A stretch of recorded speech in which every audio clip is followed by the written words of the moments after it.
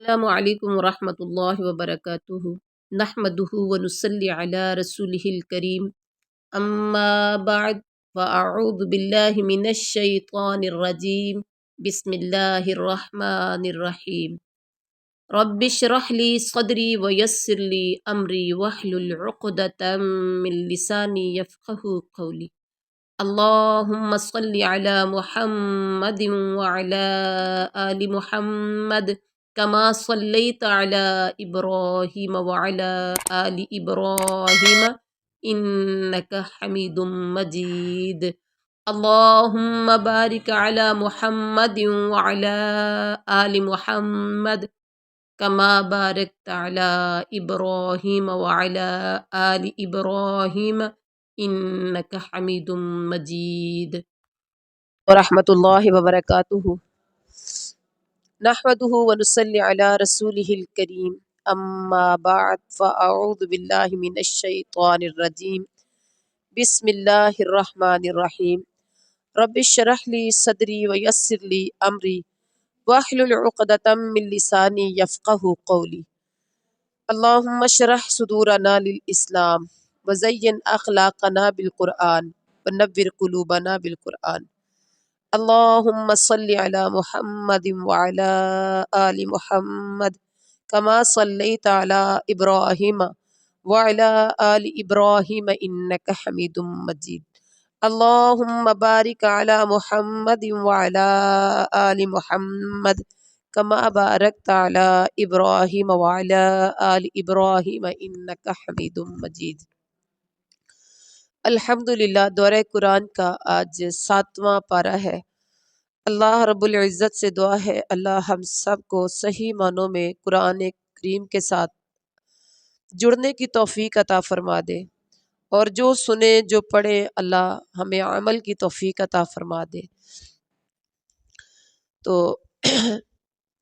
رمضان المبارک کے حوالے سے ایک حدیث ابن عمر رضی اللہ تعالی عنہ فرماتے ہیں، رسول اللہ صلی اللہ علیہ وسلم نے فرمایا، آمد رمضان پر جنت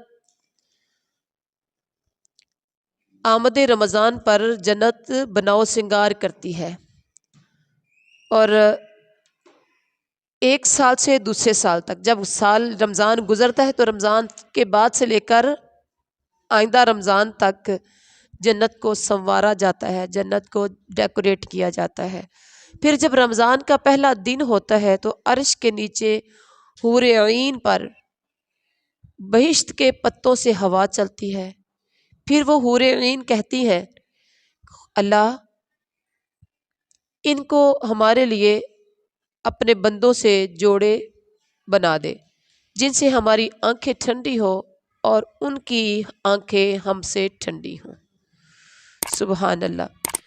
مطلب رمضان المبارک کی فضیلت اس حدیث سے جو ظاہر ہے کہ ہر سال شوال سے شروع ہو کر یکم شوال سے شعبان کی آخری تاریخ تک جنت کو سنوارا جاتا ہے۔ جی تو رمضان کی خاطر، رمضان میں جو لوگ جو اللہ کے نیک بندے روزہ رکھتے ہیں، تراویح پڑھتے ہیں، قرآن پڑھتے ہیں، اللہ کے ذکر کی کثرت سے راتوں کو عبادت کرتے ہیں، آنکھ کان دل اور زبان پاؤں کی حفاظت کرتے ہیں، ایسے صالح روزے داروں کی خاطر جنت سارا سال بناؤ سنگار میں لگی رہتی ہے۔ تو جب رمضان آتا ہے تو جنت کا بناؤ پورے جوبن پر آ جاتا ہے۔ سبحان اللہ۔ پھر جنت کی حوریں اللہ کی جناب میں سچ مچ کے روزہ داروں کے وصال کے لیے آرزو مند ہوتی ہیں۔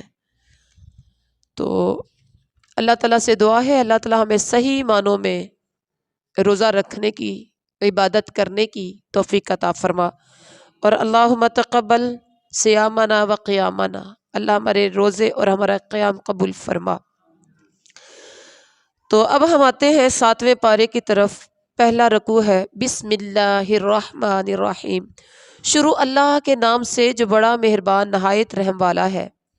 وَإِذَا سَمِعُوا، ما انزل الى الرسول ترى اعینهم تفیض من الدمع مما عرفوا من الحق یقولون ربنا آمنا فاکتبنا مع الشاہدین۔ 7ویں پارے کا پہلا رکوع ہے۔ اب اللہ تعالیٰ نے حق شناس کی صفات اس پہلے رکوع میں بیان کی ہیں۔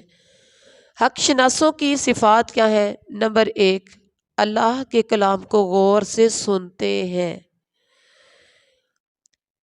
اور سننے کے بعد وہ حق کو پہچان جاتے ہیں۔ حق کی شناسائی سے ان کی آنکھیں تر ہو جاتی ہیں آنسوؤں سے، اللہ کا دل میں ڈر آ جاتا ہے، ایمان لاتے ہیں، حق کی شہادت دینے والوں میں یہ شمولیت چاہتے ہیں اور اپنے اللہ سے دعا کرتے ہیں۔ کیا کرتے ہیں؟ ربنا ونطمع ان يدخلنا ربنا مع القوم الصالحین۔ اللہ سے دعا کرتے ہیں کہ وہ انہیں نیک لوگوں میں شامل فرما لے۔ تو اب حق شناسی کا بدلہ کیا ہے؟ جنات تجری من تحتها الانہار خالدین فیہا۔ حق شناسی کا بدلہ جنت ہے اور حق کو جھٹلانے کی سزا بیان کی گئی۔ وَكَذَّبُوا بِآيَاتِنَا أُولَئِكَ أَصْحَابُ الْجَحِيمِ، وہ جہنمی ہے۔ تو یہاں اس رکوع سے ہمیں پتہ چلا کہ حق شناسوں کی صفات ہم نے اپنے اندر پیدا کرنی ہے۔ قرآن پاک کو غور سے سننا ہے، حق کو پہچاننا ہے اور اللہ تعالیٰ کا ڈر اور خوف اپنے دل میں پیدا کرنا ہے اور اللہ سے اپنے آپ کو نیک لوگوں کی صف میں شامل کرنے کے لیے اللہ سے زیادہ دعائیں مانگنی ہے۔ رکوع نمبر 2 ہے یا ایہا الذین آمنوا لا تحرموا طیبات، آواز آ رہی ہے؟ ما احل اللہ لکم ولا تعتدوا ان اللہ لا يحب المعتدین۔ اب دوسرے رکوع میں اللہ تعالیٰ ایمان والوں کو مخاطب ہو کے کہہ رہے ہیں کہ ایمان والو حلال اور حرام کی حدود کو پہچانو۔ حلال و حرام کیا ہے؟ پاک چیزیں اللہ نے تمہارے لیے حلال کی ہیں، پاک چیزوں کو اپنے اوپر حرام نہ کرو، حد سے تجاوز نہیں کرنا، جو کچھ حلال اور طیب رزق اللہ نے دیا ہے اسے کھاؤ اور پیو، اللہ تعالیٰ کی نافرمانی سے بچو۔ پھر اس کے بعد قسموں کا تذکرہ کیا، لا یؤاخذکم اللہ باللغو فی ایمانکم، قسمیں جان بوجھ کر قسمیں کھانے سے پرہیز کیا کرو، اور پھر قسم اگر کھا لو تو قسم کا کفارہ کیا ہے؟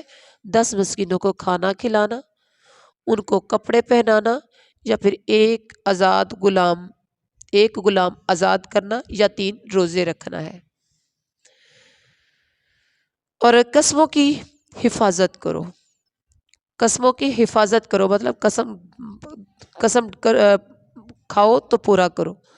اس کے بعد حرام اشیاء کے بارے میں کہا، یا ایھا الذین آمنوا انما الخمر والمیسر والانصاب والازلام۔ حرام اشیاء کیا ہے؟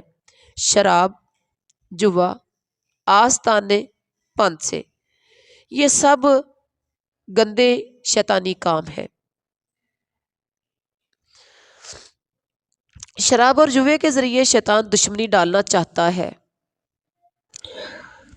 حرام سے پرہیز کرو، شراب اور جوے کے ذریعے شیطان دشمنی ڈالنا چاہتا ہے۔ شیطان چاہتا ہے کہ شراب اور جوے کے ذریعے دشمنی ڈلے تمہارے درمیان میں، اور ایسا ہوتا ہے جو لوگ شراب پیتے ہیں دشمنی پڑتی ہے کہ نہیں ان کے اندر۔ تو اب یہاں پتہ کیا چلا کہ اللہ تعالیٰ کے قائم کردہ حلال و حرام کی پابندی کرنی ہے۔ اور اس کے بعد ہے رکوع نمبر 3، یا ایھا الذین آمنوا لا یبلونکم اللہ بشیء من الخوف بشیء من الصید تنالہ ایدیکم ورماحکم لیعلم اللہ من یخافہ بالغیب۔ اس رکوع میں بھی اللہ ایمان والوں سے مخاطب ہے، جہاں آئے یا ایھا الذین آمنو وہاں کانوں کی کھڑکیاں کھول لیا کریں، دماغوں کی پھٹیاں تیار کر لیا کریں کہ ہم نے یہ باتیں نقش کرنی ہے، یہ اللہ نے اسپیشل مجھے کہا ہے۔ تو یہاں حلال اور حرام کا یہ رکوبی موضوع ہے۔ شکار کے لکھا کہا گیا کہ شکار تمہارے لیے آزمائش ہے، احرام کی حالت میں شکار نہ کرنا یہ آزمائش ہے۔ اور پھر شکار کا کفارہ، اگر کوئی شکار بھول کر کر بیٹھے دوبارہ کرنے کی صورت میں اللہ تعالیٰ بدلہ لے گا۔ سمندر کا شکار کھانا حلال ہے، خشکی کا شکار احرام کی حالت میں حرام ہے۔ واضح ہو گیا؟ اس کے بعد کعبہ کی حیثیت کا تذکرہ کیا گیا۔ کعبہ کے بارے میں بتایا گیا کہ اجتماعی زندگی کے قیام کا ذریعہ ہے کعبۃ اللہ۔ ماہ حرام قربانی کے جانور کلادے اس کام میں معاون ہیں۔ اور اس کے بعد عام معاشرتی اصول بیان کیے گئے ہیں۔ پاک اور ناپاک چیزیں برابر نہیں ہو سکتی۔ ناپاک کی بہتات کتنی ہی انسان کو اچھی لگتی ہو، ناپاک کی بہتات کتنی ہی زیادہ کیوں نہ ہو، دیکھنے میں کتنی ہی انسان کو اچھی کیوں نہ لگے، لیکن وہ ناپاک ہی رہے گی۔ کامیابی کا معیار پھر بتایا گیا کہ کامیابی کس میں ہے؟ نافرمانی سے پرہیز کرنے میں کامیابی ہے۔ تو کامیابی کا معیار کہ اللہ تعالیٰ کی نافرمانی سے بچنا ہے۔ اور اب ہم نے دیکھنا کہ اس رکوع میں کہ اللہ تعالیٰ دیکھنا چاہتا ہے کہ کون غائبانہ اللہ تعالیٰ سے ڈرتا ہے۔ اللہ کی حدود سے تجاوز کرنے والوں کے لیے دردناک عذاب بیان کیا گیا ہے۔ اللہ تعالیٰ بدلہ لینے کی طاقت رکھتا ہے۔ اللہ تعالیٰ کی نافرمانی سے بچنا چاہیے، جس کے حضور سب کو گیر کر حاضر کیا جائے گا۔ کوئی انسان اللہ تعالیٰ کے دربار سے یا اللہ کے سامنے حاضر سے پیچھے نہیں رہ سکے گا۔ اللہ تعالیٰ نے کعبہ کو لوگوں کے لیے اجتماعی زندگی کے قیام کا ذریعہ بنایا ہے۔ اللہ تعالیٰ آسمانوں اور زمین کے سب حالات سے باخبر ہے، اسے ہر چیز کا علم ہے۔ اللہ تعالیٰ سزا دینے میں بہت سخت ہے اور معاف درگزر کرنے والا اور رحم کرنے والا بھی ہے۔ اللہ تعالیٰ کھلے اور چھپے سب حالات سے واقف ہے۔ اللہ تعالیٰ کی نافرمانی سے بچنے والوں کو دنیا میں اور آخرت میں کامیابی نصیب ہوگی۔ اللہ اکبر۔ رکوع نمبر 4 ہے یا ایھا الذین آمنوا لا تسألوا عن اشیاء ان تبد لکم تسؤکم وان تسألوا عنها حین ینزل القرآن تبد لکم عفا اللہ عنہا۔ رکوع نمبر 4 ہے، یہاں اپنی فکر کرنے کے بارے میں انسان کو ہدایات دی گئی ہیں۔ پہلے تو پہلی آیت میں لا تسألوا عن اشیاء یعنی سوال کے آداب بتائے جا رہے ہیں۔ ایسی باتیں مت پوچھو جو تم پر ظاہر کی جائیں تو تمہیں ناگوار معلوم ہو۔ اس کے بعد کثرت سوال کی وجہ سے بہت سے لوگ جو پہلے تھے وہ کفر میں مبتلا ہو گئے تھے، تو لہٰذا زیادہ سے زیادہ سوال کرنے سے پرہیز کرو۔ اس کے بعد اندھی تقلید سے منع کیا گیا۔ باپ دادا کی تقلید خواہ انہیں کچھ خبر نہ ہو سکتا ہے باپ دادا کو صحیح عقل نہ ہو، ان کو سمجھ ہی نہ ہو، وسیلہ، صاحبہ، خام اور بحیرہ وغیرہ جنہوں نے مقرر کیا ہے وہ بھی باپ دادا کی اندھی تقلید کر رہے ہیں، ان کی بھی کوئی حیثیت نہیں ہے۔ ہر شخص کی ذمہ داری اپنی اپنی ہے، کوئی کسی کی گمراہی کا وبال نہیں اٹھائے گا۔ جو گمراہ ہوگا اس کی گمراہی کا وبال اسی پر ہوگا، اور جو ہدایت یافتہ ہوگا اس کی ہدایت کا فائدہ بھی اسی شخص کو ہوگا۔ اور اس کے بعد وصیت کے لیے گواہی کا نصاب مقرر کیا گیا کہ 2 صاحب عدل آدمی گواہ بنائے جائیں۔ سفر کی حالت میں موت آنے لگے تو گواہ غیر مسلم بھی ہو سکتے ہیں۔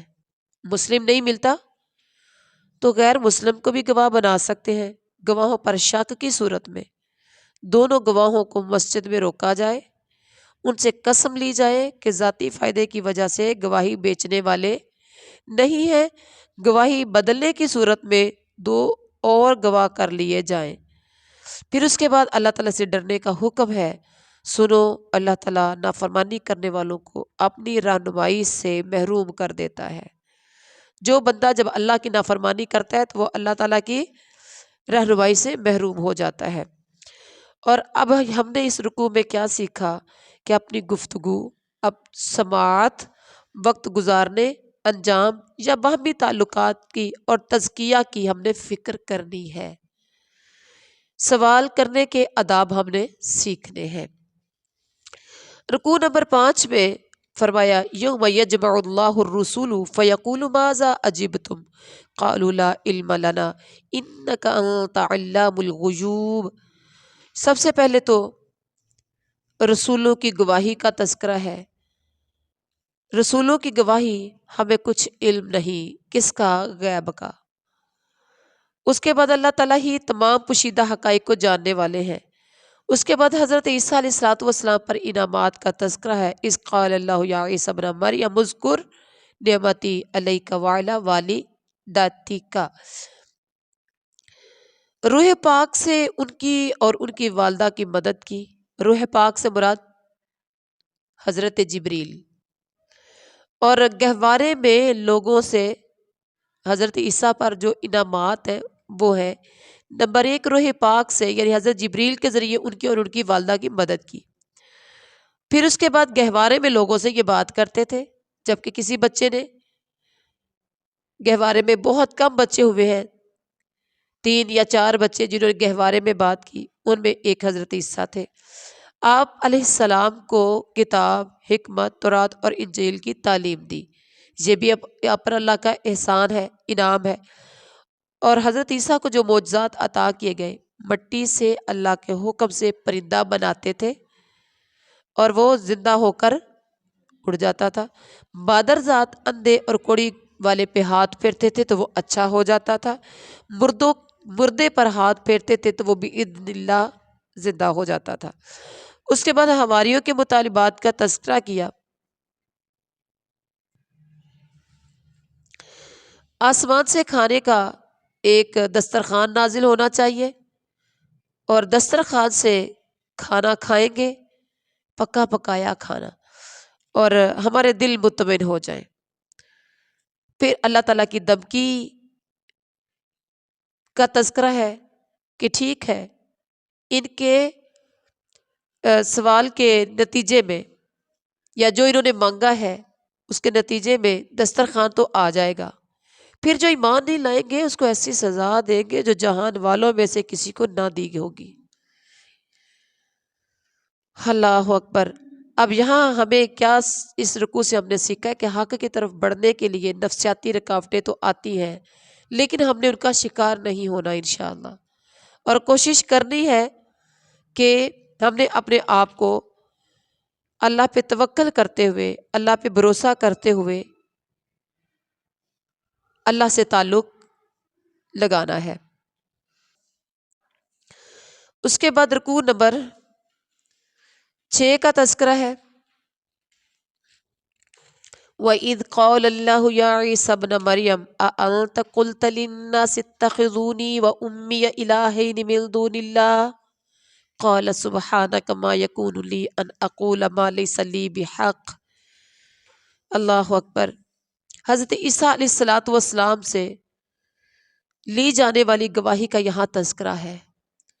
اللہ تعالیٰ کا سوال ہے، یہ کب ہوگا؟ قیامت والے دن ہوگا۔ اے عیسیٰ، کیا آپ نے لوگوں سے کہا تھا کہ مجھے اور میری ماں کو خدا بنا لو؟ حضرت عیسیٰ علیہ السلام جواب دیں گے، حق بات کے علاوہ کچھ کہنا میرا کام نہ تھا۔ اگر میں نے کہا ہوتا تو آپ کو ضرور علم ہوتا۔ میں نہیں جانتا جو آپ کے دل میں ہے، لیکن آپ جانتے ہیں جو میرے دل میں ہے۔ میں نے انہیں حکم دیا تھا کہ اللہ تعالیٰ کی بندگی کرو جو میرا رب بھی ہے اور تمہارا رب بھی ہے۔ میں اس وقت تک ان پر نگران تھا جب تک میں ان کے درمیان زندہ تھا۔ آپ ہر چیز پر نگران ہیں، اگر آپ انہیں سزا دیں، اگر آپ انہیں سزا دیں تو وہ آپ کے بندے ہیں۔ سبحان اللہ۔ کیا کہہ رہے ہیں حضرت عیسیٰ؟ ان تعذبہم فانہم عبادک، اگر آپ انہیں سزا دیں تو آپ کے بندے ہیں، اور اگر آپ انہیں معاف کر دیں تو آپ غالب اور دانا ہیں۔ اور اس کے بعد زندگی کا بڑی کامیابی کا تذکرہ کیا گیا۔ بڑی کامیابی کس میں ہے؟ آخرت میں سچوں کو ان کی سچائی نفع دیتی ہے۔ آخرت میں سچوں کو ان کی سچائی نفع دیتی ہے۔ جس کو نفع دیا وہ یہ بڑی کامیابی ہوگی۔ صادقین کے لیے باغات ہوں گے، تو یہ بہت بڑی کامیابی ہوگی جس کو باغات مل گئے۔ اللہ تعالیٰ صادقین سے راضی ہوا اور وہ اللہ سے راضی ہوئے۔ رضی اللہ عنہم ورضوا عنہ ذالک الفوز العظیم۔ اصل کامیاب دیکھنا ہے تو ان کو دیکھیے، سچ بولنے والے، صادقین کے لیے باغات، اور صادقین سے اللہ راضی اور وہ اللہ سے راضی۔ یہ ہے سرٹیفکیٹ۔ اب آپ دیکھیے اس کے بعد ہے، یہ اللہ تعالیٰ کا فیصلہ ہے کہ زمین، آسمان اور تمام موجودات کی بادشاہت اللہ کے لیے ہے، اور وہ ہر چیز پر قدرت رکھتا ہے۔ اب ہم نے اس رکوع سے کیا سیکھا ہے کہ سچائی کے ساتھ ہم نے زندگی گزارنی ہے، چاہے وہ اپنے بہن بھائی، اپنے رشتہ دار، اپنے والدین کے خلاف یا ہمارے اپنے نفس کے خلاف ہی کیوں نہ ہو، سچائی کو چھپانا نہیں ہے۔ اور اگر سچائی اپنا لی، وقتی طور پر کوئی نقصان ہو سکتا ہے، وقتی طور پر کوئی مصیبت، کوئی پریشانی آ سکتی ہے، لیکن رب کائنات نے بہت بڑی کامیابی جو دینی ہے وہ یہ ہے، لہم جنات تجری من تحتها الانہار خالدین فیہا ابدا رضی اللہ عنہم ورضوا عنہ ذالک الفوز العظیم۔ تو الحمدللہ سورۃ المائدہ اللہ کے فضل و کرم سے مکمل ہوئی۔ اب سورۃ الانعام رکوع نمبر سپارے کا 7واں ہے، جبکہ انعام کا رکوع نمبر 1 ہے۔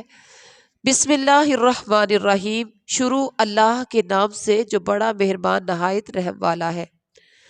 الحمدللہ الذی خلق السماوات والارض وجعل الظلمات والنور ثم الذین کفروا بربہم یعدلون۔ یہاں عقیدہ توحید کے دلائل اور منکرین کا رد بیان کیا گیا ہے اس رکوع میں۔ 7ویں سپارے کے 7ویں رکوع کا جو موضوع ہے، سب سے پہلا نمبر ہے، اللہ تعالیٰ نے زمین و آسمان بنائے، اللہ تعالیٰ نے روشنی اور تاریکیاں پیدا کی، اللہ تعالیٰ نے مٹی سے انسان کو پیدا کیا، پھر زندگی کی ایک مدت مقرر کی۔ اللہ تعالیٰ ہی آسمانوں میں بھی ہے اور زمین میں بھی۔ اللہ تعالیٰ کھلے چھپے سب حال جانتا ہے، جو برائی اور بھلائی انسان کماتا ہے اللہ تعالیٰ سب سے واقف ہے۔ اللہ تعالیٰ ایسی قوموں کو ہلاک کر چکا ہے جن کا اپنے اپنے زمانے میں دورہ تھا۔ اللہ تعالیٰ ہی زمین میں اقتدار بخشنے والا ہے۔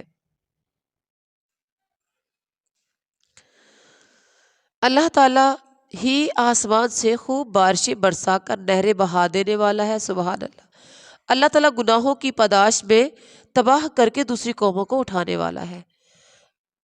اس کے بعد منکرین کا رد بیان کیا گیا کہ منکرین رب کی نشانیوں سے منہ موڑتے ہیں، حق کو جھٹلاتے ہیں، پہلی قومیں بھی جھٹلانے کی وجہ سے ہلاک ہو چکی ہیں، اگر لکھی ہوئی کتاب آتی تب بھی نہ مانتے، حق کا مذاق اڑانے والے پکڑ میں آ کر رہیں گے۔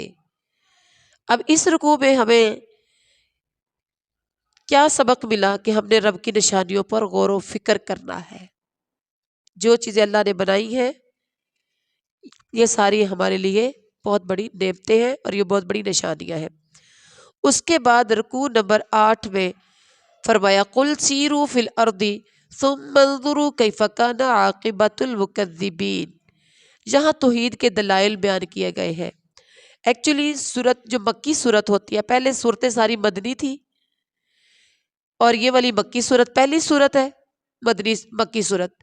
مدنی صورتوں میں 3 طرح کی چیزیں ہوتی ہیں، ایک توحید، اللہ تعالیٰ کی وحدانیت کا تذکرہ، اللہ تعالیٰ کی نعمتوں پر یا اللہ تعالیٰ کی نعمات پر غور و خوض کرنے کا موقع ہوتا ہے ہمارے لیے کہ غور کریں، فکر کریں، دیکھیں اللہ نے کیا کیا چیزیں پیدا کی۔ توحید کے بعد ہوتا ہے رسالت، رسالت کا تذکرہ، نبیوں کے قصے، نبیوں کے واقعات اور اپنے آخری نبی سے خطاب، اور اسی طرح سے اس تیسری جو چیز ہوتی ہے وہ آخرت کے بارے میں ہوتی ہے، مرنا ہے، دنیا میں نیک اعمال کر لو، آخر تم نے ایک دن قبر میں جانا ہے، حشر ہوگا، نشر ہوگا، جنت ہوگی، جہنم ہوگی، نیکوں کا بدلہ جنت اور بدوں کا بدلہ جہنم ہے۔ یہ تین موضوع ہیں کس کے؟ مکی صورتوں کے۔ بات سمجھ میں آ گئی؟ تو یہاں اس 7ویں رکوع میں کیا ہے؟ اللہ کہتے ہیں زمین میں چل پھر کر دیکھو، زمین و آسمان میں جو کچھ ہے وہ کس کا ہے؟ رات کے اندھیرے اور دن کے اجالے میں جو کچھ ٹھہرا ہوا ہے سب اللہ تعالیٰ ہی کا ہے۔ وہ سب کچھ سنتا اور جانتا ہے، وہ زمین و آسمان کا خالق ہے، وہ روزی دیتا ہے لیتا نہیں ہے، وہ تمہیں کھلاتا ہے خود کھاتا نہیں ہے۔ اگر اللہ تعالیٰ تمہیں کوئی نقصان پہنچانا چاہے تو کوئی بچا نہیں سکتا، اگر وہ بلائی پہنچانا چاہے تو قدرت رکھتا ہے، وہ اپنے بندوں پر کامل اختیارات رکھتا ہے، وہ دانا اور باخبر ہے، اس سے بڑھ کر کسی کی گواہی نہیں ہو سکتی۔ اور یاد رکھو اللہ ایک ہی ہے۔ اہل کتاب اللہ تعالیٰ کو ایک ہستی کی حیثیت میں پہچانتے ہیں، جو لوگ نقصان میں رہنے والے ہیں وہ اسے نہیں مانتے، رب کی نافرمانی پر ایک خوفناک دن کی سزا بھگتنی پڑے گی۔ اب اس رکوع سے ہمیں سمجھ آئی کہ اللہ تعالیٰ کو چھوڑ کر یہ سب کچھ کا مالک جب اللہ ہے تو یقیناً عبادت کا مستحق بھی اللہ ہی ہوگا۔ تو اللہ تعالیٰ کو چھوڑ کر کسی اور کو ہم نے سرپرست نہیں بنانا، کسی اور کی بندگی نہیں کرنی، کسی اور کی نظر و نیاز نہیں کرنی، عبادت کے لائق صرف اللہ کی ذات ہے۔ اس کے بعد رکوع نمبر 9، وَمَنْ أَظْلَمُ مِمَّنِ افْتَرَىٰ عَلَى اللَّهِ كَذِبًا أَوْ كَذَّبَ بِآيَاتِهِ إِنَّهُ لَا يُفْلِحُ الظَّالِمُونَ، إِنَّهُ لَا يُفْلِحُ الظَّالِمُونَ۔ یہاں دعوت حق کا انکار کرنے والوں کا رویہ اور ان کے انجام کا ذکر کیا گیا ہے کہ انکار کرنے والوں کا رویہ، کچھ نہیں سمجھتے، دلوں پر ان کے پردہ ہے۔ حق کا جو انکار کرنے والے ہیں ان کے دلوں پر پردے پڑے ہوئے ہیں، یہ کچھ سنتے نہیں ہیں، کانوں میں گرانی پڑی ہوئی ہے، خواہ کوئی نشانی دیکھ لے انہوں نے کبھی ایمان نہیں لانا۔ اللہ تعالیٰ کے کلام کو پرانی کہانیاں کہہ کر ریجیکٹ کر دیتے ہیں، حق قبول کرنے سے خود بھاگتے ہیں، دوسروں کو بھی روکتے ہیں۔ حق کا انکار کرنے والے یہ کون لوگ ہیں؟ حق قبول کرنے سے خود بھی بھاگتے ہیں، دوسروں کو روکتے بھی ہیں۔ اللہ تعالیٰ پر ان کا وتیرہ بہتان لگانا بھی ہے، اللہ پر بہتان لگاتے ہیں، اللہ تعالیٰ کی نشانیوں کو جھٹلاتے ہیں، اور یہ خود بھی جھوٹے ہیں، خود بھی جھوٹے ہیں۔ یہ کہتے ہیں کہ زندگی بس یہی دنیا کی زندگی ہے، مرنے کے بعد ہم ہرگز اٹھائے نہیں جائیں گے۔ ان کا ہے اے جگ ڈٹھا، اے جگ مٹھا تے اگلا کنے ڈٹھا، بس دنیا دنیا ہے، بعد میں کچھ نہیں ہے۔ تو انکار کرنے والوں کا انجام پھر اس رکوع میں بتایا گیا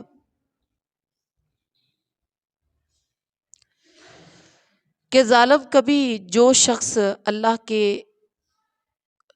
آیات بینات کا انکار کرے، اللہ کی نشانیوں کو دیکھ کر ایمان نہیں لاتا، تو یہ ایسا ظالم کبھی کامیاب نہیں ہو سکتا۔ ان کو دوزخ کے کنارے کھڑا کیا جائے گا۔ اس وقت جب دوزخ کے کنارے پر لا کے فوراً ہی اندر دھکا دیا جائے گا، پہلے تو لا کے کھڑا کیا جائے گا۔ کھڑا کیا جائے گا تو جہنم کو دیکھیں گے، سوچیں گے دنیا میں کیا کر کے آئے، پھر پچھتائیں گے بھی، اور اس وقت پچھتانا کوئی فائدہ نہیں دے گا۔ انکار پر عذاب کا مزہ چکھیں گے۔ تو یہاں اس رکوع میں پتہ چلا کہ ہمیں تعصب کا ذہن نہیں رکھنا چاہیے، تعصب کی اینک کو اتار دینا چاہیے، اللہ کی قرآن کو پڑھ کر سن کر اپنی زندگی کو چینج کرنا چاہیے، نہ کہ تعصب، حسد، ہٹ درمی میں آ کر اپنی آخرت کو خراب کرنا چاہیے۔ حق بات کو نصیحت کے ذہن سے سننا چاہیے، اللہ کا کلام ہے، سنانے والا کوئی بھی ہے، لیکن مجھے حق بات کو سن کر عمل کرنا ہے۔ اس کے بعد رکوع نمبر 10 کا تذکرہ کیا گیا، قد خسر الذین کذبوا بلقاء اللہ حتی اذا جاءتهم الساعة بغتة قالوا یا حسرتنا علی ما فرطنا فیها وهم یحملون اوزارهم علی ظہورهم الا ساء ما یزرون۔ عذاب الہی کے قانون کا موضوع ہے، اس رکوع کا موضوع عذاب الہی کا قانون ہے۔ عذاب الہی سے پہلے قوموں کو مصائب میں مبتلا کیا جاتا ہے، مصائب، تکالیف، پریشانیاں، تاکہ وہ عاجزی کے ساتھ جھک جائیں۔ ہمیں جو بھی تکلیف آتی ہے، پریشانی، دکھ، بیماری آتی ہے، مقصد کیا ہے کہ وہ عاجزی کے ساتھ جھک جائیں۔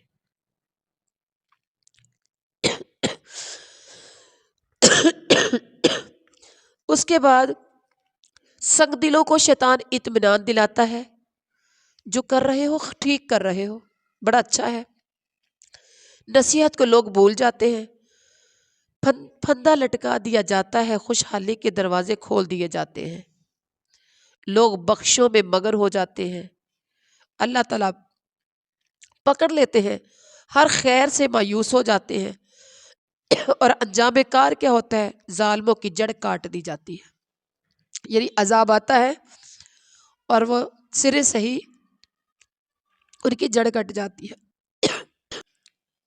اس کے بعد عذاب کا تذکرہ ہے، عذاب جو کرے گا اسی کو ملنا ہے، یعنی عذاب ہر بندے کی ذات کے ساتھ اس کا تعلق ہے، جو کرے گا اس کو عذاب ملنا ہے۔ عذاب نفس کے لیے ہے، دنیا میں ایک کام کرتا ہے تو کئی بار ایسا ہوتا ہے کہ برنا دوسرے کو پڑتا ہے، یعنی چوری بیٹا کرتا ہے تو جیل باپ کو کاٹنی پڑتی ہے، کبھی ایسا ہوتا ہے باپ کرتا ہے تو جیل بیٹے کو کاٹنی پڑتی ہے، ایسا ہوتا ہے نا، لیکن وہاں عذاب ذات کے لیے ہے، نفس کے لیے ہے، جس نے کرنا ہے اسی نے برنا ہے۔ قوت سماعت، قوت بصارت، قوت ادراک چھین لی جائیں، اور اللہ تعالیٰ کے سوا ان قوتوں کو کوئی واپس نہیں لا سکتا۔ کسی کی قوت سماعت چھین لی جائے، کان ہے لیکن اندر قوت سماعت نہ ہو تو کوئی لا سکتا ہے؟ آنکھ ہے، بینائی نہیں ہے، کوئی لا سکتا ہے؟ دل ہے، سوچنے سمجھنے کی صلاحیت نہیں ہے، کوئی لا سکتا ہے؟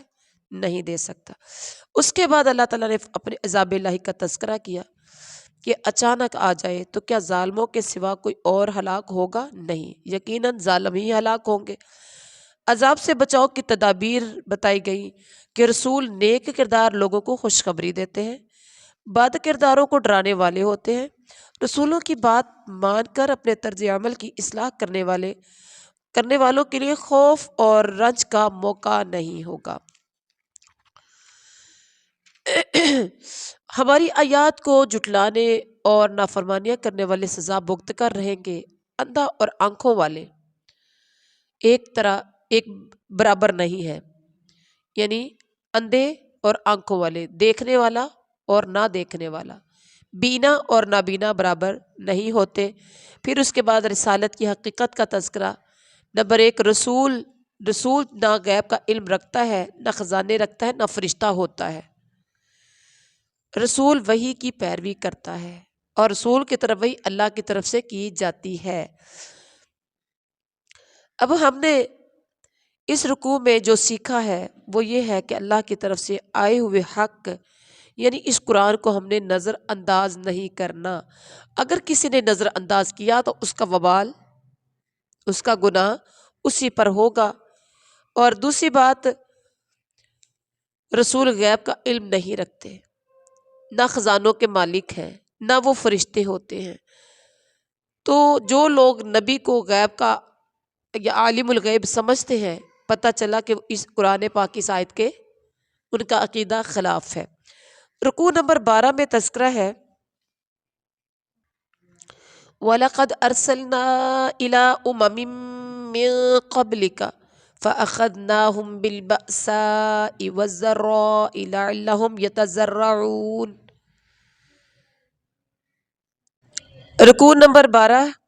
وَأَنذِرْ بِهِ الَّذِينَ يَخَافُونَ أَن يُحْشَرُوا إِلَىٰ رَبِّهِمْ لَيْسَ لَهُم مِّن دُونِهِ وَلِيٌّ وَلَا شَفِيعٌ لَّعَلَّهُمْ يَتَّقُونَ. اب یہاں دیکھیں، اس رکوع کا موضوع منصب رسالت ہے. رسول کے فرائض کا تذکرہ کیا گیا کہ علم وحی کے ذریعے سے لوگوں تک، علم وحی کے ذریعے سے لوگوں کو نصیحت کرو تاکہ وہ تقوی کی روش اختیار کریں. جو لوگ اپنے رب کو دن رات پکارتے ہیں اور اس کی رضا کی طلب میں لگے ہوئے ہیں، انہیں اپنے سے دور نہ پھینکو، یعنی انہیں اپنے قریب کرو. جب تمہارے پاس ہماری آیات پر ایمان لانے والے آئیں تو بتا دو تم پر سلامتی ہو، تمہارے رب نے رحم و کرم کا شیوا اپنے اوپر لازم کر لیا ہے. جو نادانی کے ساتھ برائی کا ارتکاب کر کے توبہ اور اصلاح کرے تو اللہ تعالیٰ اسے معاف کر دیتا ہے اور نرمی سے کام لیتا ہے. مجرموں کا راستہ نمایاں کر دے، مجرموں کا راستہ نمایاں کر دے. انسان اپنے رب کے سامنے اس حال میں پیش کیا جائے گا کہ اس کا کوئی حامی و ناصر اور کوئی سفارشی نہیں ہوگا.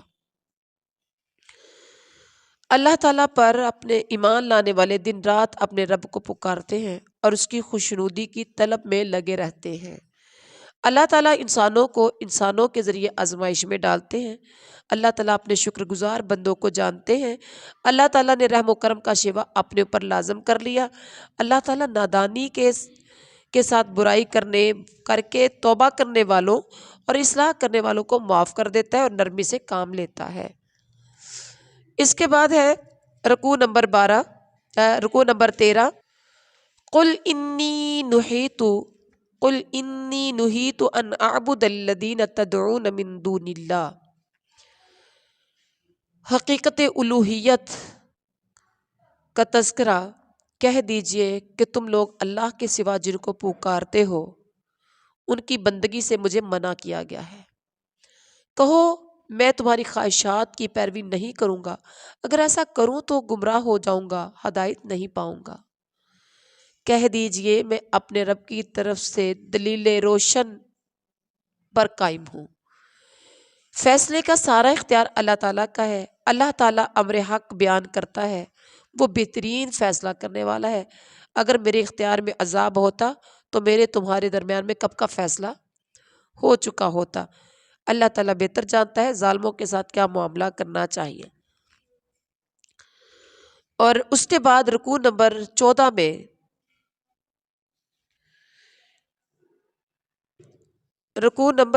میں تذکرہ کیا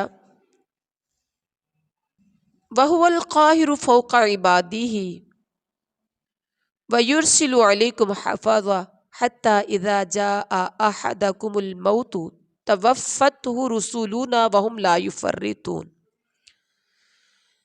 حق اور باطل میں جدائی کا اعلان کر دیجیے. اللہ تعالیٰ اپنے بندوں پر پوری قدرت رکھتا ہے، تم پر نگرانی کرنے والے مقرر بھیجتا ہے، اس کے بھیجے ہوئے فرشتے جان نکالتے ہیں. سب کے سب اللہ تعالیٰ اپنے اللہ حقیقی مالک کی طرف واپس لائے جاتے ہیں. فیصلے کے سارے اختیار اللہ ہی کو ہیں، وہی خود حساب لینے میں بڑا تیز ہے.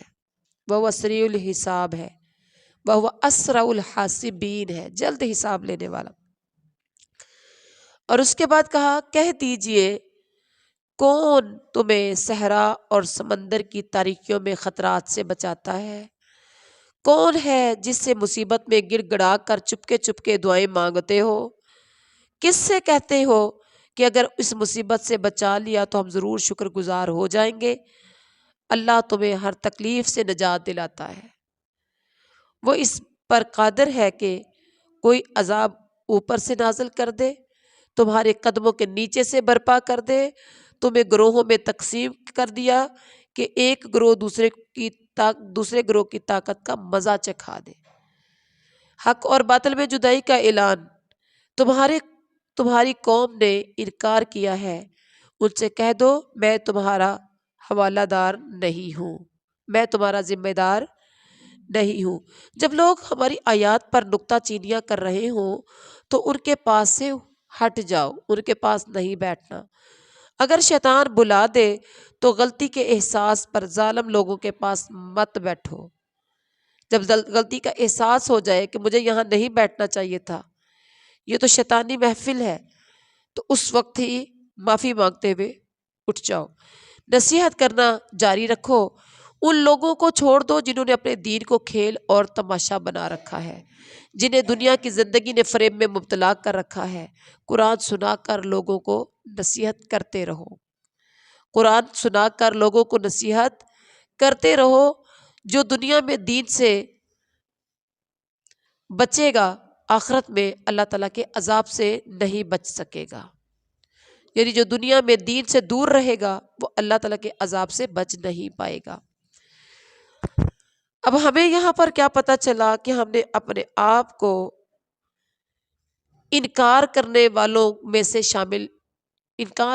میں شامل نہیں کرنا، کیونکہ انکار تکبر کی بنیاد پر انسان کرتا ہے، اور ہم نے تکبر سے اپنے آپ کو بچانا ہے، اور اللہ اور اس کے رسول کی طرف ہم نے لو لگانی ہے، اور اللہ تعالیٰ ہی کی ذات ہے جو مصیبت میں، تنگیوں میں، تکلیفوں میں ہمیں مشکلات سے نکالتی ہے۔ اس کے بعد رکوع نمبر 15 ہے، قُلْ أَنَدْعُو مِن دُونِ اللَّهِ مَا لَا يَنفَعُنَا وَلَا يَضُرُّنَا وَنُرَدُّ عَلَىٰ أَعْقَابِنَا بَعْدَ إِذْ هَدَانَا اللَّهُ كَالَّذِي اسْتَهْوَتْهُ الشَّيَاطِينُ فِي الْأَرْضِ حَيْرَانٍ۔ اس رکوع کا موضوع تلاش حق ہے۔ پاک پیغمبر آپ اپنی زبان نبوت سے کہہ دیجئے، اعلان فرما دیجئے کہ ہم اللہ تعالیٰ کو چھوڑ کر ان کو پکاریں جو نہ نفع دے سکتے ہیں نہ نقصان۔ آپ کہہ دیجئے اللہ تعالیٰ کا سیدھا راستہ دکھا چکے ہیں۔ کہہ دو حقیقت میں رہنمائی تو صرف اللہ ہی کی رہنمائی ہے، اس نے حکم دیا ہے مال کے کائنات کے آگے سر تسلیم خم کر دو، نماز قائم کرو، اس کی نافرمانی سے بچو، اسی کی طرف سمیٹے جاؤ گے۔ اور اللہ تعالیٰ کی یہاں پھر کچھ صفات بیان کی گئی ہیں۔ اس نے زمین و آسمان کو برحق پیدا کیا ہے، جس دن وہ حشر چاہے گا ہو جائے گا، جب سور پھونکا جائے گا بادشاہی اسی کی ہوگی، وہ غیب اور حاضر ہر چیز کا جاننے والا ہے، دانا ہے اور باخبر ہے۔ تلاش حق کا تذکرہ کیا، پھر آگے حضرت ابراہیم علیہ السلام کو اللہ تعالیٰ زمین کا نظام سلطنت دکھاتے ہیں۔ تارا دیکھا تو کہا یہ رب ہے، وہ ڈوب گیا تو کہا میں ڈوبنے والے کو پسند نہیں کرتا۔ چاند دیکھا تو کہا ہاذا ربی، یہ میرا رب ہے، جب وہ ڈوب گیا تو کہا اگر میرے رب نے رہنمائی نہ کی ہوتی تو گمراہ لوگوں میں ہوتا۔ پھر جب سورج کو دیکھا فلما رأى الشمس بازغة قال هذا ربی هذا اکبر، چاند کو، سورج کو جب دیکھا تو کہا یہ تو بہت بڑا ہے، یہ رب ہو سکتا ہے۔ جب وہ بھی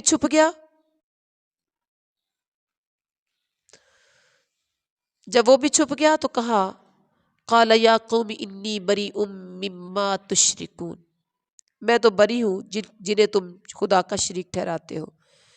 میں نے اپنا رخ یکسو ہو کر اس ہستی کی طرف کر لیا ہے جس نے زمین و آسمان کو پیدا کیا، میں ہرگز شرک کرنے والوں میں سے نہیں ہوں۔ قوم کے اعتراضات کا پھر جواب دیا گیا، کیا تم اللہ کے بارے میں مجھ سے جھگڑا کرتے ہو؟ اللہ تعالیٰ نے مجھے راہ راست دکھا دی ہے، میں تمہارے ٹھہرائے ہوئے شریکوں سے کیسے ڈروں؟ میں تمہارے ٹھہرائے ہوئے شریکوں سے نہیں ڈرتا، اگر میرا رب چاہے تو ضرور ہو سکتا ہے، میرے رب کا علم ہر چیز پر چھایا ہوا ہے۔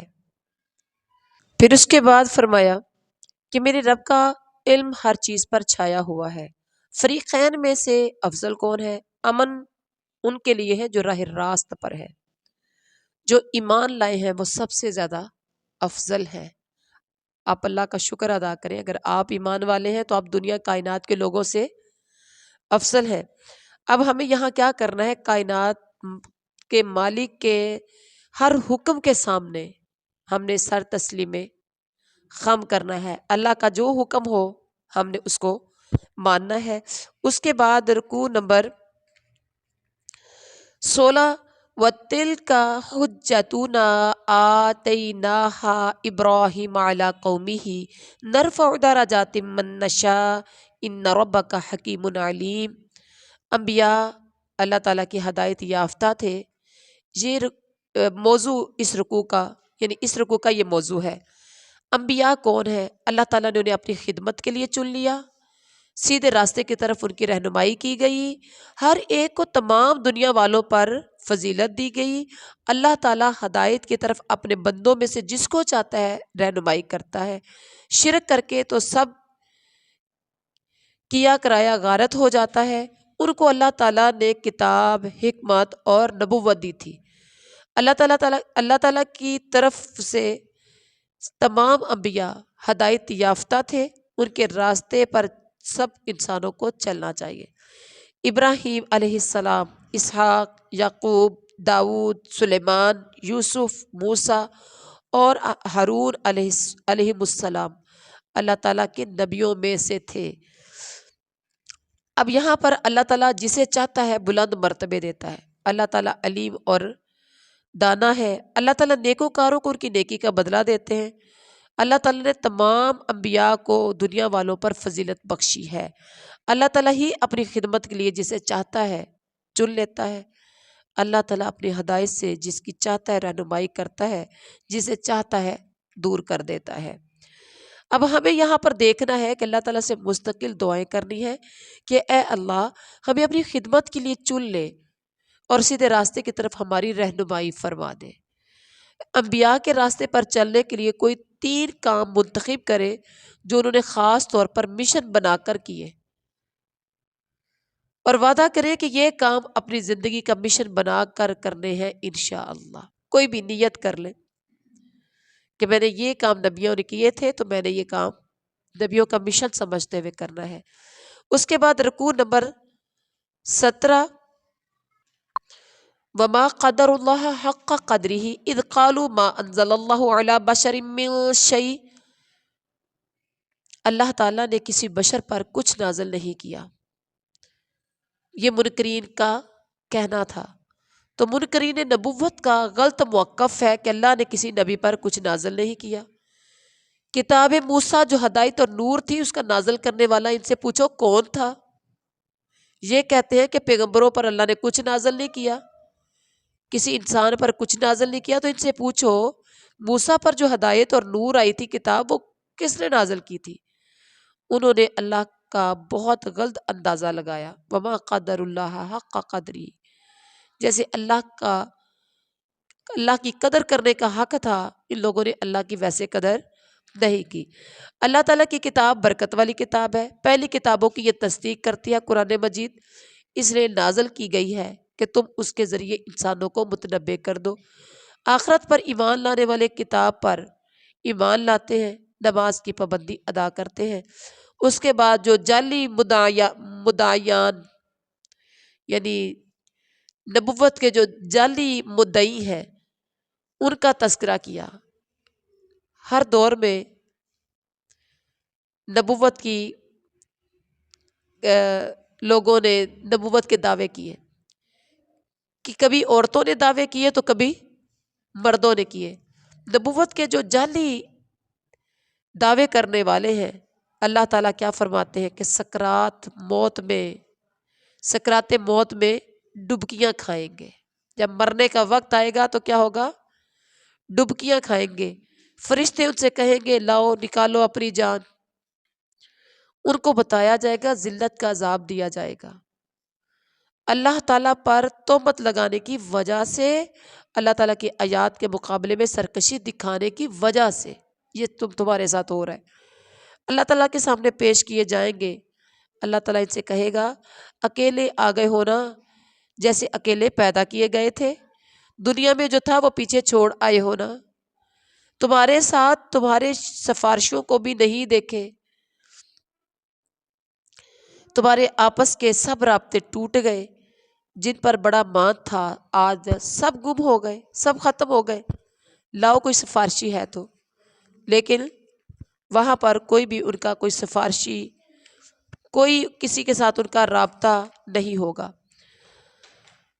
تو اس رکوع میں ہم نے سیکھا برکت والی کتاب اللہ نے نازل کی ہے، اور کتاب پر ایمان لانے کے لیے کتاب کا کام کر کے اس کا حق ادا کرنا ہے، صحیح معنوں میں کتاب کو پڑھنا ہے، غور و فکر کرنا ہے، تدبر کرنا ہے، اور اپنے عقیدے کی درستگی کرنی ہے۔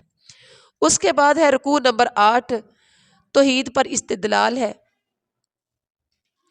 ان اللہ فالق الحب والنوا یخرج الحی من المیت ومخرج المیت من الحی، اللہ تعالیٰ دانے اور گٹلی کو پھاڑنے والا ہے، زندہ کو مردہ سے نکالتا ہے، وہی مردہ کو زندہ سے نکالتا ہے، پردہ شب کو چاک کر کے صبح نکالتا ہے، اسی نے رات کو سکون کا وقت بنایا، توحید پر استدلال کیا گیا ہے۔ اسی نے چاند اور سورج کے طلوع و غروب کا حصہ مقرر کیا، اسی نے تاروں کو صحرا اور سمندر کی تاریکیوں میں راستہ معلوم کرنے کا ذریعہ بنایا ہے، اسی نے انسان کو ایک جان سے پیدا کیا، اسی نے ہر ایک کے لیے جائے قرار اور سونپے جانے کی جگہ مقرر کی، وہی جس نے آسمان سے پانی برسایا، وہی ہے جس نے ہر قسم کی نباتات اگائی، وہی ہے جس نے کھیت اور درخت پیدا کیے، وہی اللہ ہے تہ بتہ چڑھے ہوئے دانے نکالنے والا، وہی اللہ ہے کھجور کے شگوفوں سے پھلوں کے گچھے پیدا کرنے والا، اسی نے انگور، انار اور زیتون کے باغ لگائے ہیں۔ اب انسان کا ظلم کیا ہے کہ یہ سب کچھ کا مالک اللہ ہے، لیکن اس کے باوجود انسانوں نے اللہ کو کا شریک ٹھہرا لیا۔ بدیع السماوات والارض انا یکون لہ ولد ولم یکن لہ صاحبہ وخلق کل شیء وہو بکل شیء علیم۔ رکوع نمبر 19 میں شرک کی تردید کی کہ اس کا کوئی، اس پیچھے والے رکوع میں توحید کے دلائل، اتنا کچھ خالق مالک بنانے والا، سب کچھ کا مالک اللہ ہے، اس کے باوجود لوگوں نے شریک ٹھہرایا، پچھلے رکوع میں پڑھا۔ اب یہاں کہا کہ اس کا کوئی بیٹا کیسے ہو سکتا ہے جبکہ اس کی کوئی شریک زندگی نہیں ہے، یعنی اس کی صاحبہ ہی کوئی نہیں ہے، اس کی بیوی کوئی نہیں، اس نے ہر چیز کو پیدا کیا ہے، اس کے پاس ہر چیز کا علم ہے۔ اللہ تمہارا رب ہے، اس کے سوا کوئی خدا نہیں ہے۔ پھر توحید کے دلائل دیے گئے، وہ ہر چیز کا خالق ہے، لہٰذا تم اس کی بندگی کرو، ہر چیز کا کفیل ہے، اسی کی بندگی کرو، نگاہیں اس کو نہیں پا سکتی، وہ نگاہوں کو پاتا ہے۔ آپ کی آنکھ کا کیمرہ اللہ کو نہیں دیکھتا، لیکن اللہ کے آنکھ کا کیمرہ پوری کائنات کو دیکھ رہا ہے، وہ نہایت باریک بین اور باخبر ہے۔ پھر قرآن کلام الہی ہے، اس کے بارے میں کہا کہ تمہارے رب کی طرف سے بصیرت کی روشنیاں ہیں، جو بینائی سے کام لے گا اپنا بھلا کرے گا، جو اندھا بنے گا خود نقصان اٹھائے گا۔ آیات کو بار بار مختلف طریقوں سے بیان کرتے ہیں، کیوں؟ تاکہ لوگ شک میں پڑیں کہ تم کہیں سے پڑھ کر آئے ہو، علم والوں پر حقیقت کو روشن کر دیں، وحی کی پیروی کرو جو تمہارے رب کی طرف سے نازل ہوئی ہے۔ مشرکین سے اعراض کرنے کا حکم دیا گیا، مشرکین کے پیچھے نہیں لگنا۔ اللہ چاہتا تو یہ شرک نہ کرتے، اللہ تعالیٰ نے تمہیں ان پر پاسبان اور حوالہ دار یعنی ذمہ دار مقرر نہیں کیا۔ اللہ کے سوا یہ جنہیں پکارتے ہیں ان کو گالیاں نہ دو، ہو سکتا ہے کہ جہالت کی وجہ سے وہ اللہ کو گالیاں دینے لگے، تم نے ان کے معبودوں کو گالیاں نہیں دینی۔ کہیں ایسا نہ ہو کہ وہ جہالت کی وجہ سے تمہارے رب کو گالیاں دینا شروع ہو جائیں۔ ان کے لیے اللہ تعالیٰ نے ان کا عمل کو خوشنما بنا دیا ہے، جس پر وہ عمل کر رہے ہیں اس کو وہ بڑا اچھا سمجھ رہے ہیں۔ اللہ انہیں بتائے گا کہ کیا کر کے آئے ہو، نشانیوں سے یہ ایمان لانے والے نہیں ہیں، ہم ان کے دلوں کو اور نگاہوں کو پھیر دیں گے، ہم ان کی سرکشی میں ان کو بھٹکنے کے لیے چھوڑ دیتے ہیں۔ اب ہم نے اس رکوع میں پڑھا اللہ تعالیٰ کی کتاب کے لیے اندھا نہیں بننا، اللہ تعالیٰ کی بصیرت کی روشنیوں سے فائدہ اٹھانا ہے انشاءاللہ۔ تو اللہ تعالیٰ سے دعا ہے اللہ تعالیٰ ہم سب کو صحیح معنوں میں سیدھے راستے پر چلنے والے بنا دے۔ اور یہ ساری صورت جو تھی آپ نے دیکھا توحید، قیامت اور رسالت سے بری پڑی ہے، تو یہی اس کا موضوع ہے۔ اللہ ہمیں صحیح معنوں میں توحید کی سمجھ عطا فرما دے۔ سبحان ربک رب العزت عما یصفون وسلام علی المرسلین والحمد للہ رب العالمین۔